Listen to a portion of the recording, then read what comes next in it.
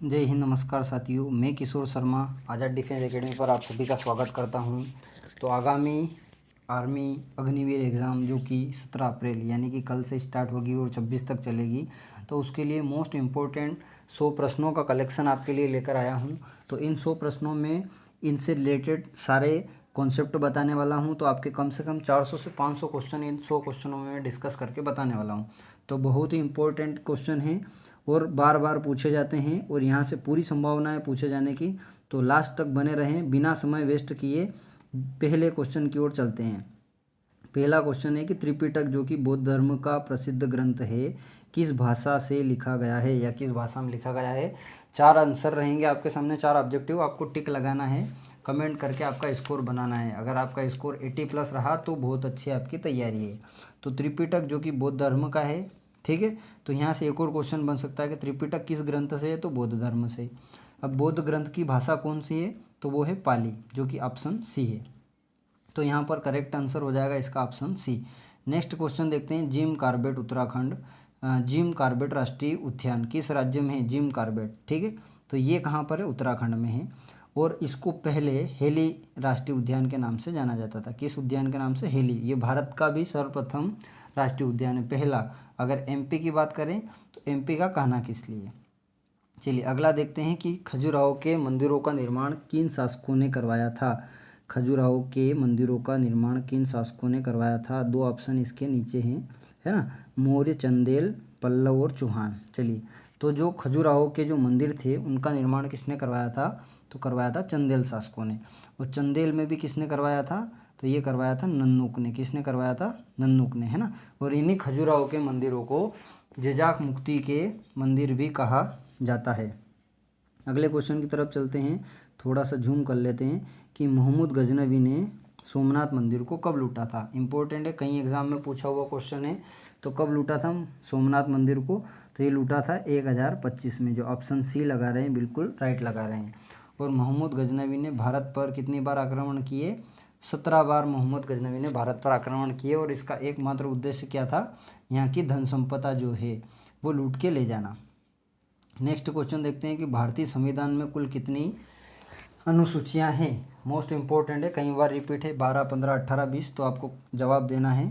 तो जो भारतीय संविधान है उसमें कितनी अनुसूचियां हैं, 12। तो ऑप्शन जो ए लगा रहे हैं बिल्कुल करेक्ट लगा रहे हैं। चलिए नेक्स्ट चलते हैं कि सूर्य के प्रकाश को चंद्रमा से पृथ्वी तक पहुंचने में कितना समय लगता है। क्वेश्चन ढंग से पढ़ना है, ईमानदारी से। चंद्रमा से पृथ्वी तक पहुंचने में पूछा है, तो चंद्रमा से पृथ्वी तक पहुंचने में लगता है 1.3 सेकंड। कितना लगता है, 1.3 सेकंड। और अगर पूछे कि सूर्य से प्रकाश को पृथ्वी तक पहुंचने में कितना समय लगता है, तो लगभग लगता है 8 मिनट और 16 सेकंड, 16.6 सेकंड। या अगर अपन बात करें तो 498 सेकंड, या लगभग कहीं पर आपको 500 सेकंड भी देखने को मिल सकता है। चलिए नेक्स्ट देखते हैं कि 7 पहाड़ियों का नगर किसे कहा जाता है। निम्नलिखित में से 7 पहाड़ियों का नगर। तो 7 पहाड़ियों का नगर किसे कहा जाता है। इटली की राजधानी रोम को, फ्रांस की राजधानी टोक्यो, अमेरिका की राजधानी न्यूयॉर्क या स्विट्जरलैंड। तो 7 पहाड़ियों की जो राजधानी है वो किसे कहा जाता है, या 7 पहाड़ियों की नगरी जो है वो इटली को कहा जाता है, जो इटली की राजधानी रोम। और अगर अपने इंडिया की बात करें कि इंडिया में 7 पहाड़ी की राजधानी किसे माना जाता है, या 7 पहाड़ियों का नगर, तो वो कहा जाता है मुंबई को। किसको कहा जाता है, मुंबई को। अब यहाँ विदेश से बात थी तो अपन ने इटली लगा दी, रोम जो कि इसकी राजधानी है। नेक्स्ट देखते हैं। अगला क्वेश्चन है कि ऋतुसंहार, कुमार संभव तथा रघुवंशम किसकी रचनाएं हैं। इंपॉर्टेंट है, ऋतुसंहार, कुमार संभव तथा रघुवंशम। कालिदास, वेदव्यास, तुलसीदास या रविन्द्रनाथ।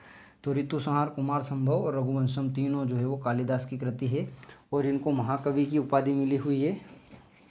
और अगर पूछे कालिदास जी का संबंध कहाँ से था, तो ये उज्जैन से था, ठीक है। उसके बाद अगर बात करें वेदव्यास जी की, तो वेदव्यास जी ने किसकी रचना की है, तो इन्होंने महाभारत की रचना की है। तुलसीदास जी ने किसकी लिखी है, तो ये रामचरितमानस तुलसीदास जी ने। और रविन्द्रनाथ टैगोर जी का कमेंट करके बताएं, ठीक है, कि इनने किसकी मतलब संरचना या रचना की। अगला है कि मनुष्य ने सबसे पहले किस जंतु को पालतू बनाया था। इंपॉर्टेंट क्वेश्चन है, कुत्ता, बिल्ली, घोड़ा के बकरी। तो मनुष्य ने सबसे पहले किसको पाला था, तो कुत्ते को पाला था। ऑप्शन जो ए लगा रहे हैं बिल्कुल सही। अपना स्कोर भी कमेंट करते जाना है और स्किप करते करते आगे चलना है, ठीक है, अपना स्कोर नोट करते करते। नेक्स्ट है कि सम्राट अशोक ने किस युद्ध के बाद बौद्ध धर्म को अपना लिया था। किस युद्ध के बाद बौद्ध धर्म को अपनाया था, तो वो अपनाया था कलिंग के युद्ध को, ठीक है। कलिंग का युद्ध कब हुआ था, तो ये हुआ था 261 ईसा पूर्व। 261 ईसा पूर्व किसके बीच हुआ था, तो जो तोसली है उसकी राजधानी कलिंग और सम्राट अशोक के बीच में हुआ था। और इस युद्ध के बाद सम्राट अशोक ने कौन सा धर्म अपनाया था, बौद्ध धर्म अपना लिया था, ठीक है। इससे उसका हृदय परिवर्तन हो गया था। तो ये भी पूछ सकते हैं कब हुआ था, तो 261 ईसा पूर्व हुआ था। नेक्स्ट देखते हैं कि किस मुगल शासक ने दीन ए इलाही धर्म चलाया। इंपॉर्टेंट क्वेश्चन है, कई एग्जाम में रिपीट हुआ है। दीन ए इलाही, बाबर, हुमायूं, अकबर या शाहजहां, तो किसने चलाया था, अकबर ने। दीन ए इलाही का मतलब होता है कि इसमें सभी धर्मों को मान्यता मिली थी, ठीक है। तो अकबर किस वंश का था, तो ये मुगल वंश का शासक था। अगर पूछे अकबर का जन्म कब हुआ था, तो कब हुआ था, 1542 में। कहाँ पर हुआ था, तो ये अमरकोट के किले में हुआ था। तो कई चीज़ें हैं इससे रिलेटेड जो क्वेश्चन बन सकता है। नेक्स्ट है विश्व स्वास्थ्य दिवस कब मनाया जाता है। तो विश्व स्वास्थ्य दिवस जो है वो कब मनाया जाता है, तो 7 अप्रैल को मनाया जाता है। नेक्स्ट चलते हैं कि बाबर का मकबरा, इंपॉर्टेंट है थोड़ा सा क्वेश्चन। बाबर का मकबरा कहाँ पर है, आगरा, सिकंदरा, काबुल या लाहौर, ठीक है। तो बाबर का जो मकबरा है वो कहाँ पर स्थित है, तो बाबर का जो मकबरा है वो कहाँ पर है, काबुल। कहाँ पर है, काबुल। जो ऑप्शन सी लगा रहे हैं वो बिल्कुल सही है। आगरा की अगर बात करें तो आगरा में किसका किला है, तो आगरा में जो बात करें तो शाहजहाँ का किला है। सिकंदरा में किसका किला है, तो जो अकबर का किला था सिकंदरा में, ठीक है। नेक्स्ट क्वेश्चन की तरफ चलते हैं कि सिंधु नदी का उद्गम स्थल। सिंधु नदी का उद्गम स्थल जो है वो क्या है, अमरकंटक की पहाड़ी, रोहतांग दर्रा, मानसरोवर झील या नैनीताल। तो सिंधु नदी का उद्गम स्थल जो है वो क्या है, मानसरोवर झील। मानसरोवर झील से सिंधु नदी का उद्गम हुआ है। और अगर पूछा जाए कि भारत की सबसे लंबी नदी, तो भी यही है। अगर गंगा की बात ना की जाए तो फिर सिंधु होगी, ठीक है। उसके बाद अगर बात की जाए तो अमरकंटक की पहाड़ी, तो अमरकंटक की पहाड़ी से 2-3 नदियाँ निकली है, नर्मदा, सोन, है ना। चलिए नेक्स्ट क्वेश्चन की तरफ चलते हैं कि शालीमार बाग कहाँ पर स्थित है। शालीमार बाग, तो शालीमार बाग जो है वो कहाँ पर है, कश्मीर में। कहाँ पर है, शालीमार बाग जो है वो कहाँ पर है, कश्मीर में। ऑप्शन जो डी लगा रहे हैं बिल्कुल एग्जैक्ट लगा रहे हैं। चलिए जिस क्वेश्चन पर लगेगा कि अपने को डिस्कस करना चाहिए उस पर अपन करेंगे। 16वां क्वेश्चन है कि दिल्ली में स्थित लाल किले का निर्माण किसने करवाया था, शाहजहाँ, अकबर, जहांगीर या कुतुबुद्दीन या कुली कुतुब शाह। तो दिल्ली में स्थित लाल किले का जो निर्माण है वो किसने करवाया था, शाहजहाँ ने। जो ऑप्शन ए लगा रहे हैं बिल्कुल सही। अगर बात करें अकबर और जहांगीर की, तो जहांगीर के शासनकाल को मुग़ल काल की चित्रकला का स्वर्णिम युग माना जाता है। दीन इलाही धर्म किसने लगवाया था, अकबर ने चलवाया था, है ना। और कुली कुतुब शाह का अगर पूछे तो इसने गोलकुंडा का किला बनवाया था। किसने बनाया था, कुली कुतुब शाह ने। चलिए नेक्स्ट क्वेश्चन चलते हैं कि महात्मा बुद्ध को किस स्थान पर महापरिनिर्वाण प्राप्त हुआ था। महापरिनिर्वाण मतलब कहाँ पर उनकी मृत्यु हुई थी, तो कहाँ पर हुई थी, कुशीनगर में। Option number D. नेक्स्ट चलते हैं कि यूरोप का मरीज किसे कहा जाता है। इंपॉर्टेंट क्वेश्चन है, आर्मी में पूछा हुआ है, रिपीटेड क्वेश्चन है प्रीवियस ईयर का। तो जो यूरोप का मरीज है वो किस देश को कहा जाता है, प्रशा, जर्मनी, तुर्की या इनमें से कोई नहीं, तो तुर्की देश को क्या कहा जाता है, यूरोप का मरीज कहा जाता है। चलिए नेक्स्ट क्वेश्चन की तरफ चलते हैं कि चीनी क्रांति का नायक कौन था। चीनी क्रांति का नायक तो च्यांग कोई शेक, सुन यात सेन, युआन सो कोई या माओ त्से तुंग, है ना। तो जो चीनी क्रांति का जनक था वो कौन था, सुन यात सेन। जो ऑप्शन बी लगा रहे हैं बिल्कुल राइट लगा रहे हैं। चलिए नेक्स्ट चलते हैं कि किस वेद को भारतीय संगीत का जनक कहा जाता है। मोस्ट इंपॉर्टेंट क्वेश्चन, स्टार बना लो। तो किस वेद को, तो वो है यजुर्वेद, ऋग्वेद, अथर्ववेद या सामवेद। 4 है, जल्दी से कमेंट कीजिए। तो संगीत का जनक माना जाता है सामवेद को, ठीक है। अगर पूछे वेदों की संख्या कितनी है, तो वेदों की संख्या है 4। अगर पूछे सबसे प्राचीन वेद, तो प्राचीन वेद कौन सा है, तो सबसे प्राचीन वेद है अपना ऋग्वेद। सबसे प्राचीन वेद कौन सा है, ऋग्वेद। टोटल पूछे कि वेदांग की संख्या कितनी है, अगर आपसे पूछे कि वेदांग की संख्या कितनी है, तो वेदांग कितने हैं, तो वेदांग कितने हैं, 6। अगर पूछे उपनिषद की संख्या कितनी है, कमेंट करिए जल्दी, उपनिषद कितने हैं, तो उपनिषद कितने हैं, 108। उपनिषद कितने हैं, 108, ठीक है। उसके बाद अगर बात करें तो अथर्ववेद जो है इसको टोना टोटका या जादू टोना वाला भी कहा जाता है, टोना टोटका या जादू। उसके बाद यजुर्वेद जो है ना, ये गद्य और पद्य से लिया गया है, मतलब गद्य पद्य दोनों इसमें लिए गए हैं। तो ये बहुत सारी चीज़ें अपन ने यहाँ पर कवर कर ली है। नेक्स्ट क्वेश्चन चलते हैं कि सदाकत आश्रम का संबंध किस राजनेता से है। सदाकत आश्रम है ना, तो ऑप्शन इसके दो ऑप्शन नीचे हैं, जवाहरलाल नेहरू, सुभाष चंद्र बोस, महात्मा गांधी या राजेंद्र प्रसाद। तो सदाकत आश्रम का संबंध जो है वो किससे है, तो वो है राजेंद्र प्रसाद से। ऑप्शन जो डी है इसका, डी बिल्कुल करेक्ट रहेगा, राजेंद्र प्रसाद से। चलिए नेक्स्ट क्वेश्चन की तरफ चलते हैं कि भारत की प्रथम रेलगाड़ी द्वारा तय दूरी कितनी है ना। क्वेश्चन क्या पूछा है कि भारत की जो प्रथम रेलगाड़ी है उसके द्वारा तय की गई दूरी कितनी थी, ये बताना है आपको। तो 44, 34, 24 या 36। तो ये बात करें कि जो भारत की प्रथम रेलगाड़ी है उसने कितनी दूरी तय की थी, तो उसने की थी 34 किलोमीटर, ठीक है। और अगर पूछे कि कब चली थी, तो कब चली थी, तो आज ही के दिन, मतलब 16 अप्रैल 1853। कब चली थी, 16 अप्रैल 1853। और अगर पूछे कि भारत में रेलवे का जनक कौन, भारत में रेलवे का जनक, तो रेलवे किसकी देन है, तो ये है डलहौजी की। किसकी है, लॉर्ड डलहौजी। इसको भारत में रेलवे का जनक माना जाता है। और कहाँ से कहाँ तक चली थी, तो ये मुंबई से ठाणे के बीच जो है ये चली थी। चलिए आगे चर्चा करते हैं कि मुद्रा राक्षस किसकी रचना है। मुद्रा राक्षस जो है पुस्तक किसने लिखी, तो 4 ऑप्शन है, कालिदास, विशाखादत्त, बाणभट्ट या इनमें से कोई नहीं। तो किसने लिखी, विशाखादत्त ने। कादम्बरी अगर पूछे तो किसने लिखी, बाणभट्ट ने। महाकवि कालिदास की अभी अपन ने समझी थी, ऋतु संहार है ना, कुमार संभव, अभिज्ञान शाकुंतलम।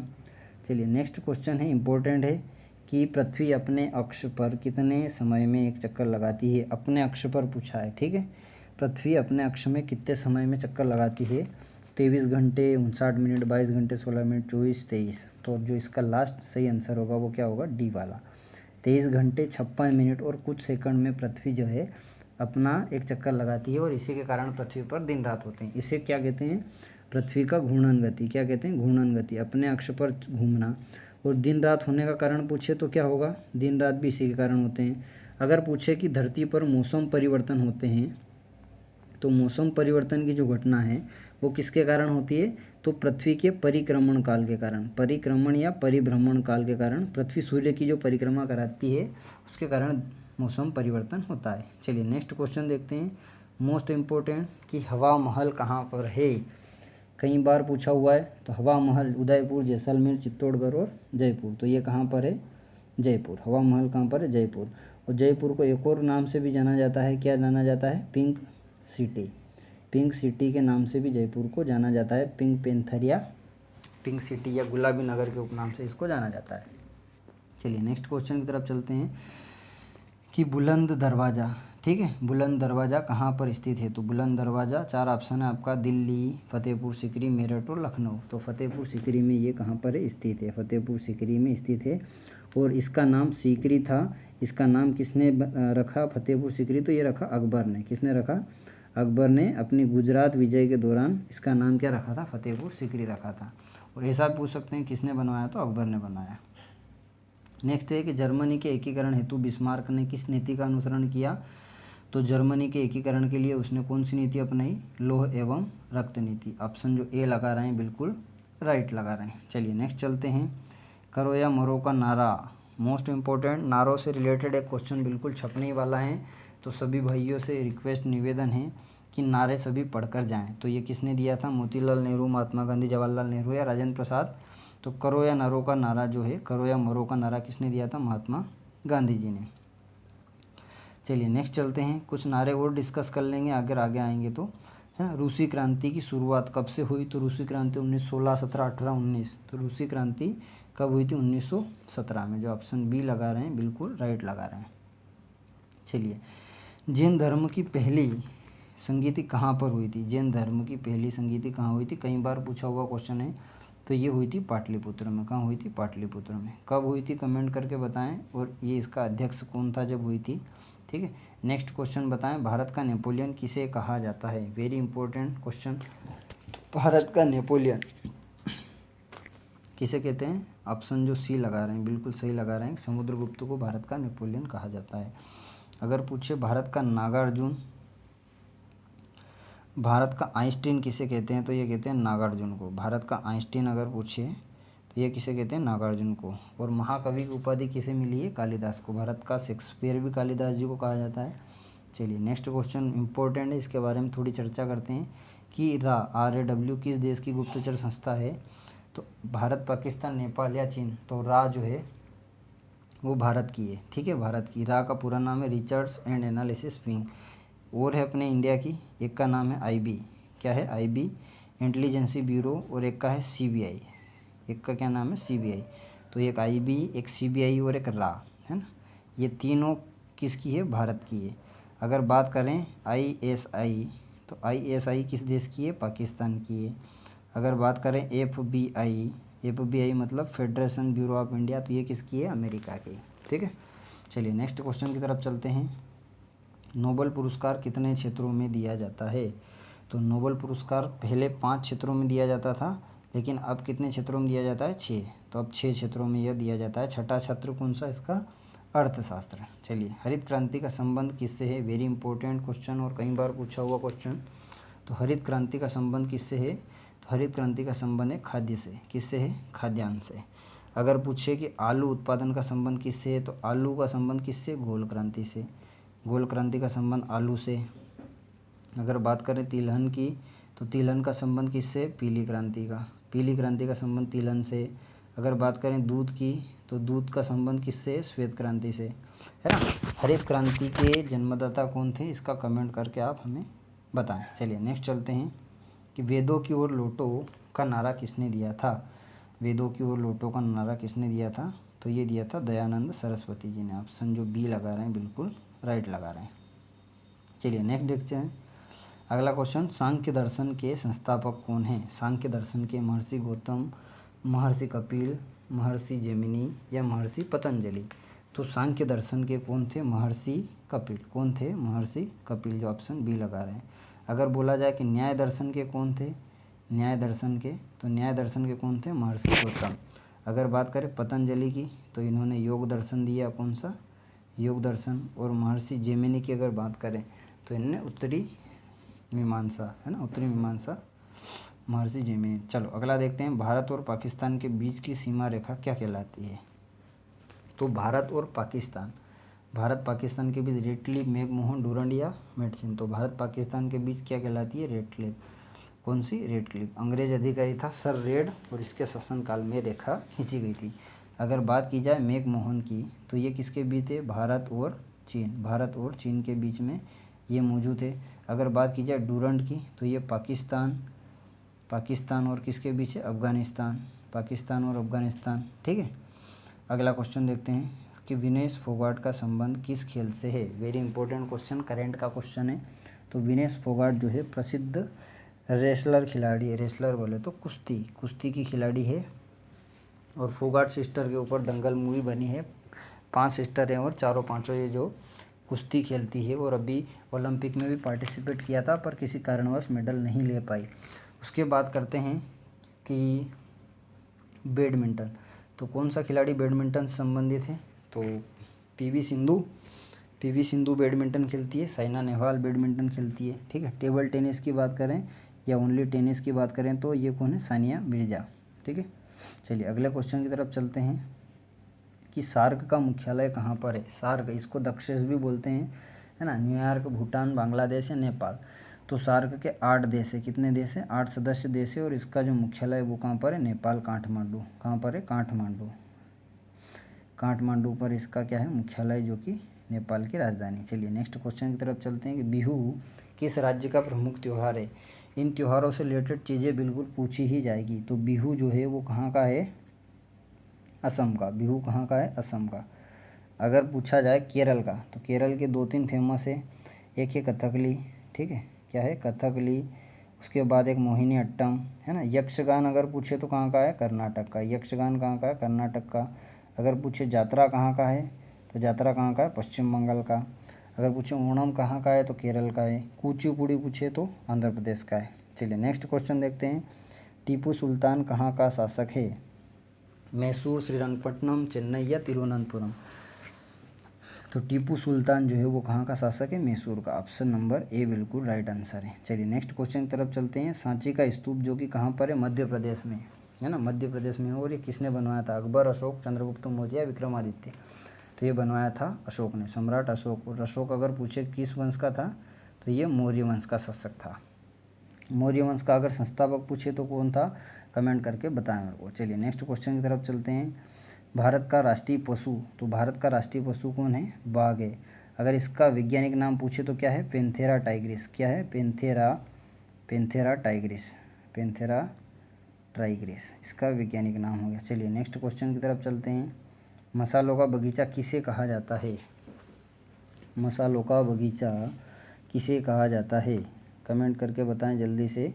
तो तमिलनाडु, असम, कर्नाटक और एक और ऑप्शन इसका जो दब गया है केरल। तो इसका जो राइट आंसर है वो केरल है। क्या है? केरल। ऑप्शन डी जो है, मसालों का बगीचा किसे कहते हैं? केरल को। ठीक है। अगर पूछे कि अंडों की टोकरी किसे कहते हैं तो अंडों की टोकरी कहते हैं आंध्र प्रदेश को। ठीक है। अगला क्वेश्चन देखते हैं कि भारत का नेपोलियन किसे कहा जाता है? समुद्रगुप्त को। क्वेश्चन शायद रिपीट हो चुका है, कोई दिक्कत नहीं। चाणक्य जो विष्णुगुप्त था, इनका मूल नाम। उसके बाद बात करते हैं कि अभ्रक उत्पादन में भारत का अग्रणी राज्य अभ्रक उत्पादन में भारत का अग्रणी राज्य कौन सा है? आंध्र प्रदेश, कर्नाटक, तमिलनाडु या उत्तर प्रदेश? तो अभ्रक उत्पादन में कौन है? आंध्र प्रदेश। और अगर बात करें कि विश्व में सबसे ज़्यादा अभ्रक कहाँ पर होती है तो विश्व में भारत में सबसे ज़्यादा अभ्रक उत्पादित होती है। चलिए नेक्स्ट क्वेश्चन की तरफ चलते हैं कि माउंट एवरेस्ट पर चढ़ने वाली प्रथम भारतीय महिला। तो माउंट एवरेस्ट पर चढ़ने वाली कौन थी? अरुंधति राय, आरती शाह, बछेंद्री पाल या किरण बेदी? तो कौन थी? बछेंद्री पाल सबसे पहले। और ये विश्व की कौन सी थी? 5वीं महिला की बात की जाए तो विश्व की 5वीं महिला, भारत की प्रथम महिला थी। अगर बात की जाए किरण बेदी की तो ये भारत की पहली कौन थी? आईपीएस महिला थी। ठीक है। चलिए नेक्स्ट क्वेश्चन की तरफ चलते हैं। 47 कंप्लीट हो गया। 48 भारत में पशुओं का सबसे बड़ा मेला कहाँ लगता है? तो भारत में पशुओं का सबसे बड़ा मेला लगता है सोनपुर के, बिहार में, है ना। मतलब बिहार के सोनपुर में, सोनपुर जगह है और ये कहाँ आती है? बिहार में आती है। चलिए नेक्स्ट पढ़ते हैं कि आज़ाद हिंद फौज का गठन कब हुआ था? आज़ाद हिंद फौज का गठन तो ये हुआ था 1942 में। कब हुआ था? 1942 में। ऑप्शन नंबर सी जो एक थोड़ा सा दब गया है। और इसकी मेन स्थापना का जो अध्यक्ष बनाया था आज़ाद हिंद फौज का, वो किसको बनाया था? सुभाष चंद्र बोस जी को। चलिए नेक्स्ट देखते हैं कि अष्टप्रधान किसके शासनकाल की व्यवस्था थी? इम्पोर्टेंट क्वेश्चन है।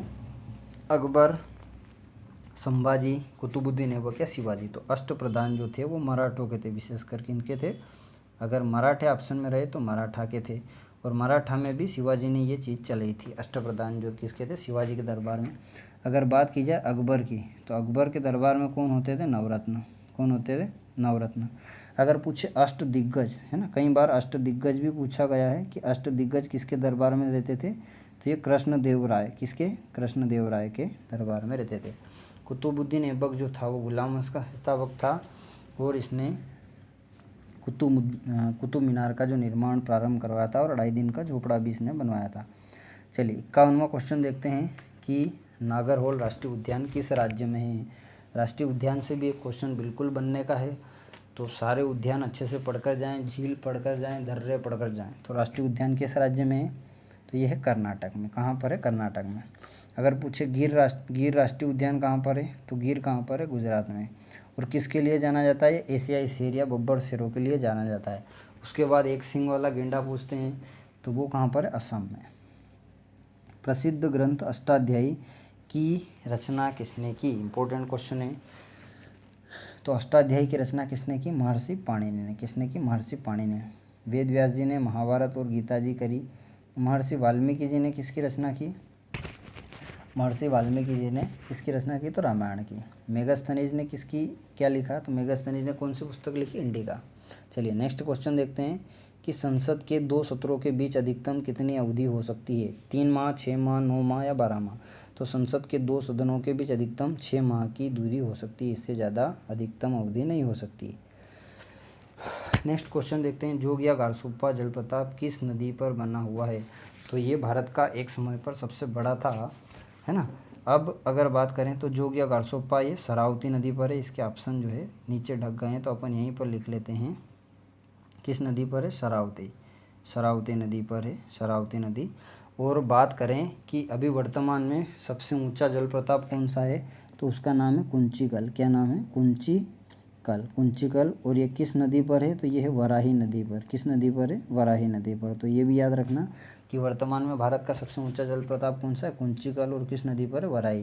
पहले कौन था, जोगिया गारसोप्पा, और ये था शरावती नदी पर। चलिए नेक्स्ट पढ़ते हैं कि पृथ्वीराज रासो पुस्तक के लेखक, पृथ्वीराज रासो के लेखक कौन हैं, तो कमेंट करिए जल्दी से। इसके कौन है, चंद्रवरदाई। कौन है, चंद्रवरदाई। अगर बात करें कि अबुल फजल, तो अबुल फजल ने कौन सी बुक लिखी, आईने अकबरी। किसने लिखी, आईने अकबरी।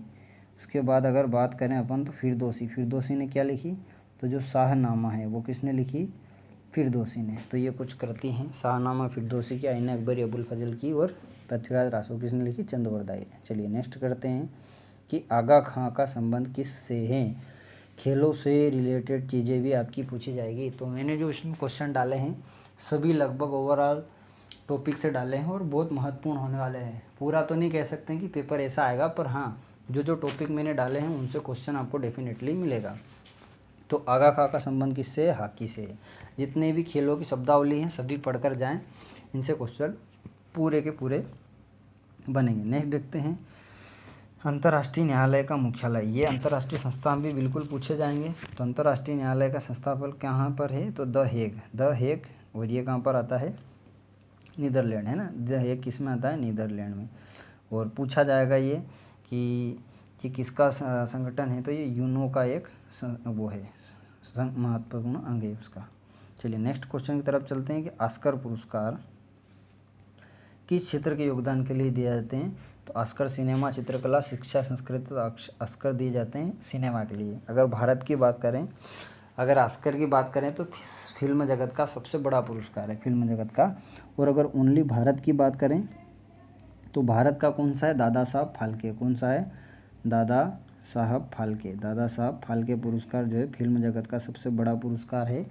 और उन्हीं को भारत का फिल्म पिता भी माना जाता है। और सबसे पहली फिल्म 1913 में बनी थी जिसका नाम था राजा हरिश्चंद्र। क्या नाम था, राजा हरिश्चंद्र। और ये कैसी फिल्म थी, मूक फिल्म थी, इसमें बोली नहीं थी। उसके बाद पहली जो बोलती फिल्म बनी थी वो बनी थी आलम आरा। क्या, कब बनी थी, आलम आरा, है ना। इसके निर्देशक कौन थे, आदर्शानी हिराली। 1931-32 में यह फिल्म बनी थी। चलिए नेक्स्ट क्वेश्चन देखते हैं, इंडिया गेट किस शहर में है। इसके ऑप्शन नीचे हैं, तो नीचे ही देखते हैं। इंडिया गेट तो सभी को मालूम है कि इंडिया गेट कहाँ पर है, दिल्ली में। चलिए नेक्स्ट क्वेश्चन की ओर चलते हैं कि भारत के किस राज्य की साक्षरता उच्चतम है। साक्षरता सबसे ज़्यादा किस राज्य की है, तो केरल की।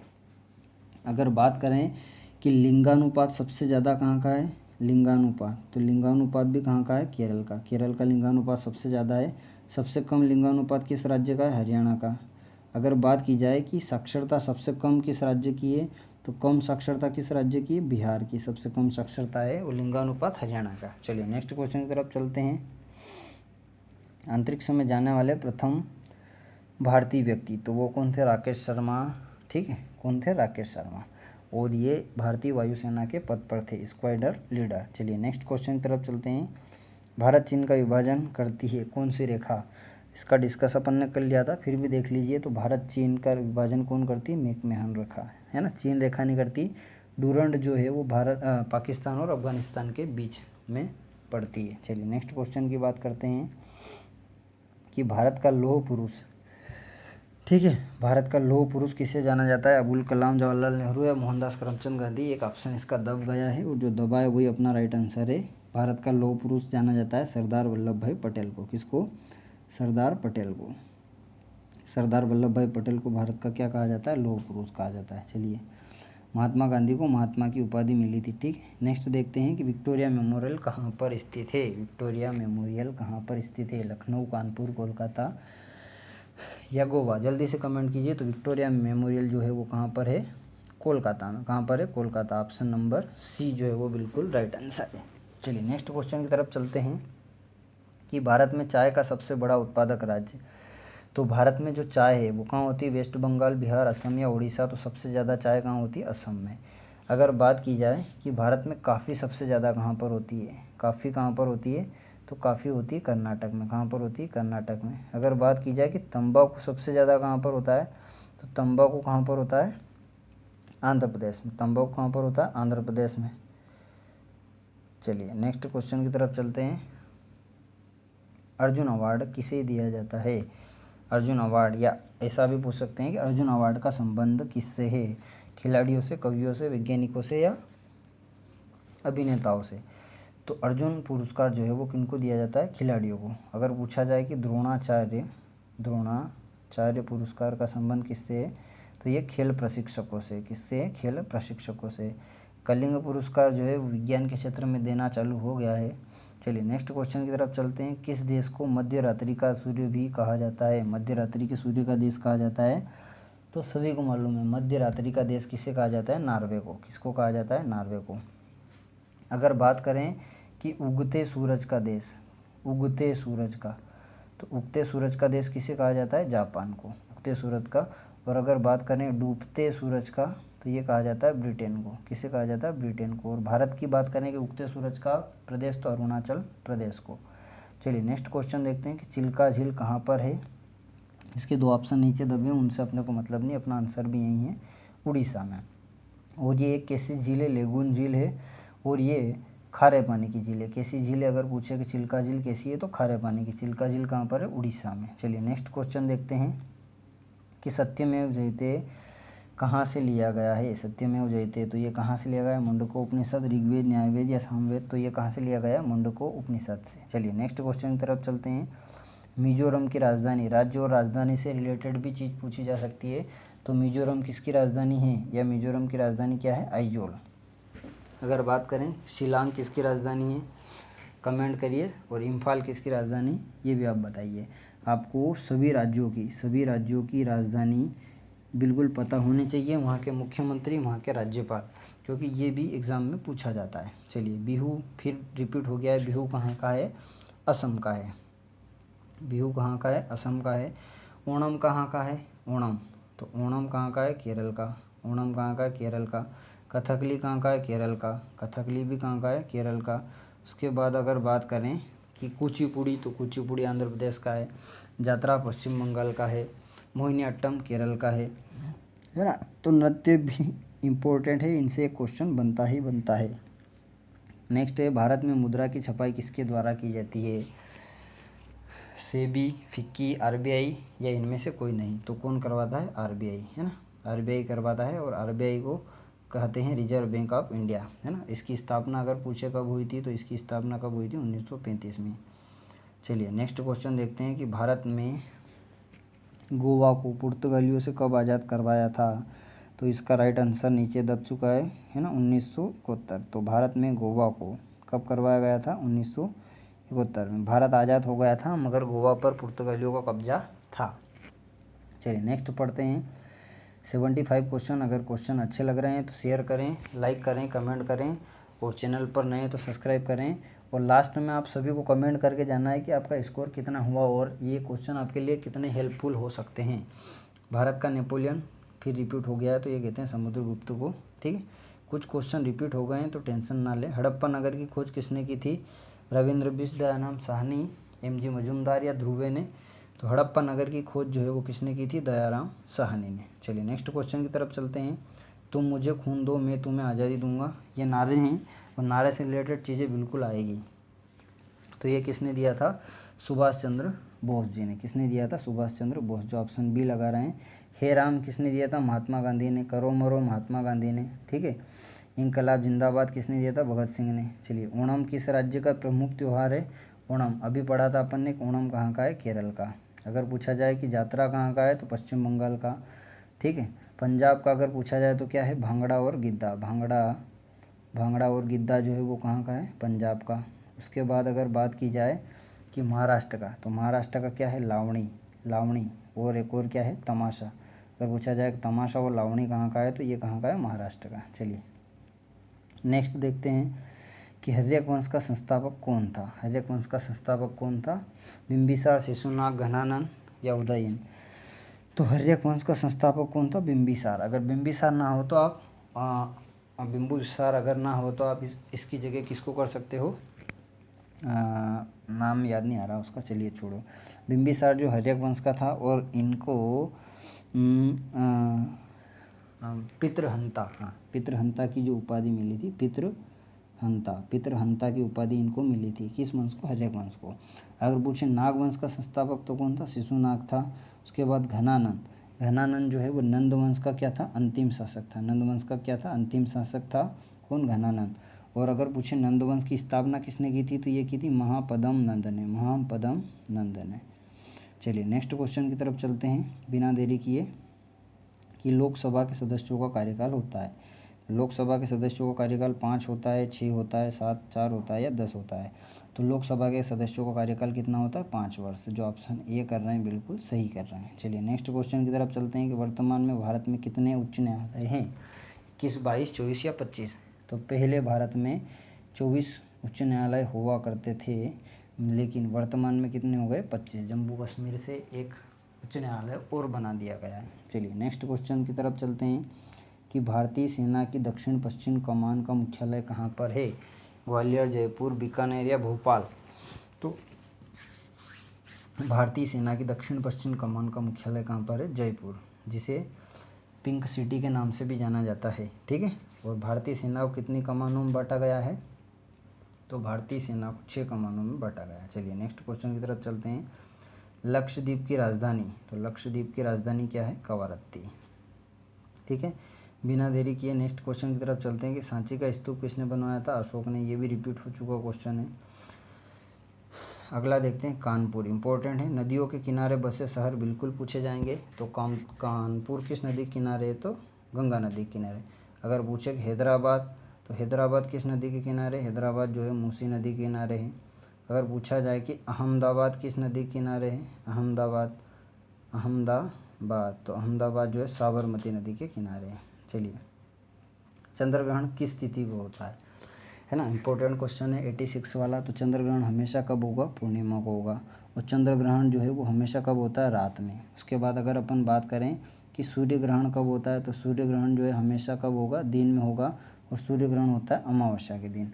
एक साल में अधिकतम कितने सूर्य ग्रहण हो सकते हैं? तो बोले सर 3 बार सूर्य ग्रहण अधिकतम हो सकते हैं।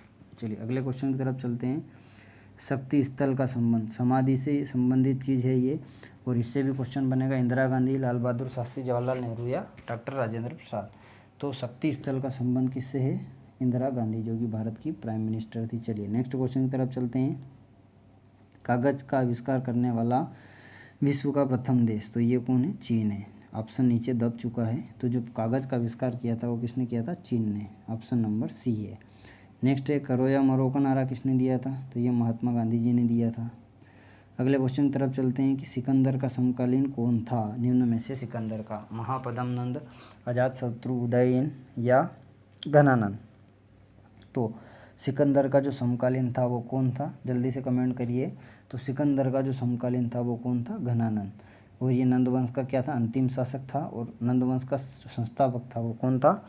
महापदम नंद था। चलिए नेक्स्ट क्वेश्चन की तरफ चलते हैं, कि लोधी वंश का संस्थापक कौन था? लोधी वंश का संस्थापक कौन था? इब्राहिम लोधी, बहलोल लोधी, सिकंदर लोधी या इनमें से कोई नहीं? तो लोधी वंश का जो संस्थापक था वो कौन था? बहलोल लोधी था। चलिए नेक्स्ट पढ़ते हैं, कि किस ग्रह को नीला ग्रह कहा जाता है? एक क्वेश्चन की यहाँ से भी प्रायिकता पूरी है कि सौरमंडल से भी एक क्वेश्चन बन जाए, तो इसको भी अच्छे से पढ़ के जाएँ, है ना। शुक्र, पृथ्वी, बुध या मंगल?